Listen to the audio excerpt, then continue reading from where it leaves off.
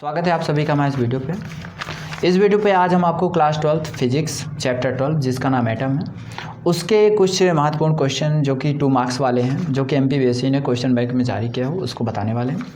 तो इन क्वेश्चंस को ध्यान से सुनिए और समझिएगा। और एक चीज़, अगर आपको इन क्वेश्चंस का जो भी नोट्स आपको यहाँ पे प्रोवाइड किया जाएगा, अगर आपको उसको PDF के फॉर्म में चाहिए तो आप हमारे टेलीग्राम चैनल पर हमें कांटेक्ट कर सकते हैं। तो चलिए बढ़ते हैं अपने क्वेश्चन से में। हमारा पहला क्वेश्चन है, right Rutherford experiment related to alpha particles. Alpha particle से संबंधित जो रदरफोर्ड का एक्सपेरिमेंट था वो क्या था, उसको आप समझाइए या लिखिए।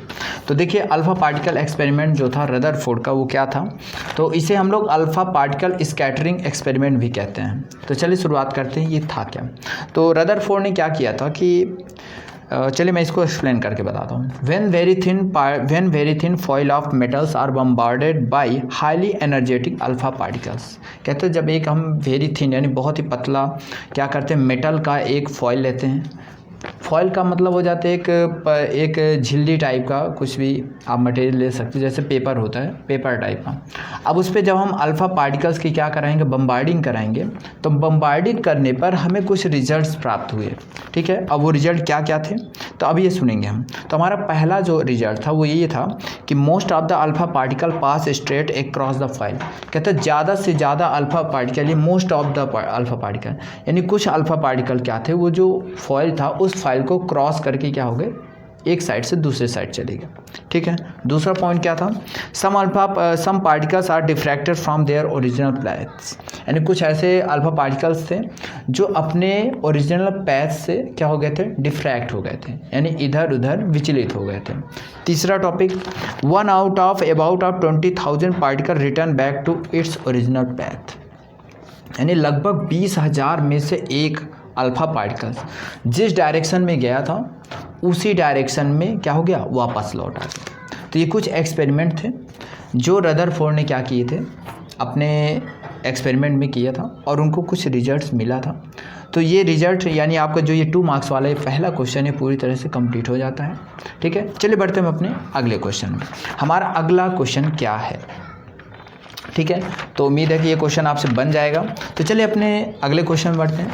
हमारा अगला क्वेश्चन है, right the postulates of Bohr's atomic model. तो बोर्स एटॉमिक मॉडल के जो पास्टुलेट्स थे वो क्या है। ठीक है, तो क्या कहते हैं सुनेंगे। The postulates of Bohr's model, electron revolves only in some specific orbit. जो इलेक्ट्रॉन होते हैं वो कुछ स्पेशल ऑर्बिट में ही क्या करते हैं, रिवॉल्व करते हैं।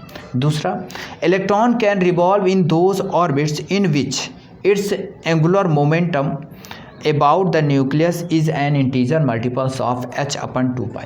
कहने का मीन्स हो कि इलेक्ट्रॉन केवल उन्हीं ऑर्बिट्स में रिवॉल्व करेंगे जिनका एंगुलर मोमेंटम जो होता है, इंटीजर मल्टीपल होता है। किसका इंटीजर मल्टीपल होता है, h/2π का। ठीक है, हमारा थर्ड टॉपिक क्या है, When an electron jumps from higher energy state to lower energy state। यानी जब इलेक्ट्रॉन जंप करते हैं हायर एनर्जी स्टेट से लोअर एनर्जी स्टेट में, इट्स रेडिएट एनर्जी, वो एनर्जी को क्या करते हैं, रेडिएट करते हैं। तो ये था हमारा सेकेंड क्वेश्चन जो कि कंप्लीट हो जाता है। तो चलिए बढ़ते हैं अपने नेक्स्ट क्वेश्चन में। हमारा अगला क्वेश्चन है, right the limitation of Bohr's atomic model. Bore के एटॉमिक मॉडल के लिमिटेशन क्या क्या है। तो हमारा पहला लिमिटेशन है, applicable only for hydrogen like atom. ये जो आपका एटॉमिक मॉडल है ये केवल हाइड्रोजन जैसे एटम के लिए ही क्या है, अप्लीकेबल है। दूसरा, it could not explain the fine structure of spectral line of hydrogen atom. यह हाइड्रोजन एटम के स्पेक्ट्रल लाइन के फाइन स्ट्रक्चर को एक्सप्लेन नहीं कर पाया। हमारा थर्ड है, it could not explain the shape of orbit. यह किसी भी ऑर्बिट के शेप को भी एक्सप्लेन नहीं कर पाया। तो ये 3 हमारे क्या थे, लिमिटेशन थे, जो कि 2 नंबर में आप लिख सकते हैं। तो हमारा अगला 2 मार्क्स वाला क्वेश्चन क्या है, तो चलिए शुरुआत करते हैं क्वेश्चंस में। हमारा क्वेश्चन है, how Bohr's atomic model was explain by de Broglie. Explain, कहता है कि जो बोर का एटॉमिक मॉडल था उसे डी ब्रॉगली द्वारा कैसे एक्सप्लेन किया गया। तो चलिए इसको एक्सप्लेन करना है। तो क्या कहते हैं सुनेंगे।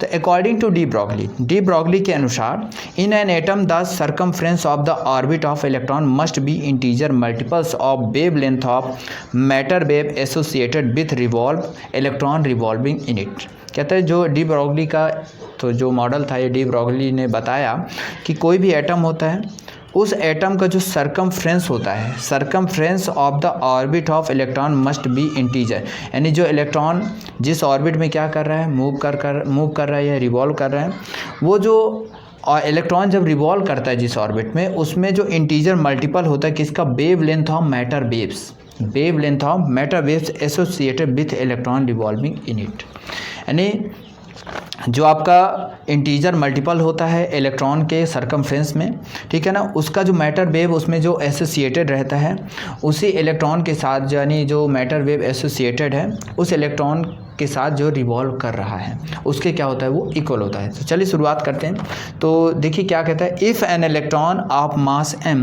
Revolving in an orbit of radius rn with velocity v, तो कहता एक इलेक्ट्रॉन है जिसका मास m है, वो रिवॉल्व हो रहा है किसी भी ऑर्बिट में जिसका रेडियस कितना है rn with the velocity v, किस वेलोसिटी से, v वेलोसिटी से, तो then the de Broglie wavelength of matter wave associated with electron is, यानी जो डी ब्रॉगली वेवलेंथ है जो उस वेव से क्या है, एसोसिएटेड है, वो क्या होगा, तो वेवलेंथ आपको पता है कि लैम्डा होता है और लैम्डा बराबर क्या होता है, h/p, और p का मान होता है mv, चूँकि मास इंटू वेलोसिटी, ये आपको होता है मोमेंटम, जिसे हम क्या बोलते हैं, मास इंटू वेलोसिटी। इसको हम दे देंगे इक्वेशन नंबर फर्स्ट, ठीक है।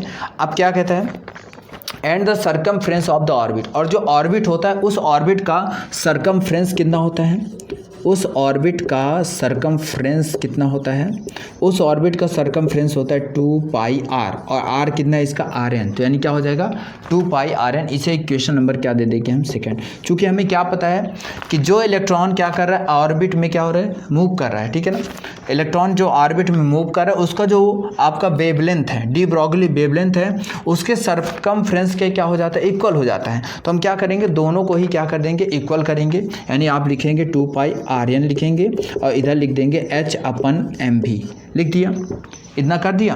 अब हम क्या करेंगे, इस mv को इधर कर देंगे और 2π को इधर कर देंगे, तो हमें मिल जाएगा mv इक्वल h/2π, ठीक है। mv rn, ये आपका mv हो गया, rn हो गया, और h/ क्या हो गया आपका, यही है हमारा de Broglie explanation of Bohr's atomic model. तो ये आपको डिस्क्रिप्शन, यानी ये जो आपको या डेरिवेशन है थोड़ा सा इसमें देना पड़ेगा, जिसे डी ब्रॉगली ने ही एक्सप्लेन किया है क्या, बोर्स के एटॉमिक मॉडल को। तो ये था नंबर क्वेश्चन जो कि कंप्लीट हो, तो आप इसे, उम्मीद है कि आपसे होगा, आप इसे अच्छी तरह से सॉल्व कर लें, क्वेश्चन है ये आ भी सकता है। चलिए बढ़ते हैं हम अपने अगले क्वेश्चन, ठीक है। तो हमारा नेक्स्ट क्वेश्चन, तो हमारा नेक्स्ट क्वेश्चन है, right the name and position of different region in hydrogen atom.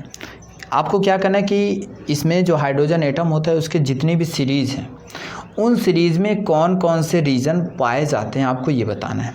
तो जैसे आपको पता होगा कि अब जैसे इसका आंसर मैंने आपको बोर्ड में दे दिया है, आप देख सकते हैं, आप चाहें तो इसी तरह भी क्या कर सकते हैं, लिख सकते हैं, ठीक है। तो चलिए आपकी पोजीशन, तो सबसे पहले आता है अल्ट्रा वायलेट, सबसे पहले क्या है आपको, अल्ट्रा वायलेट दिया गया है।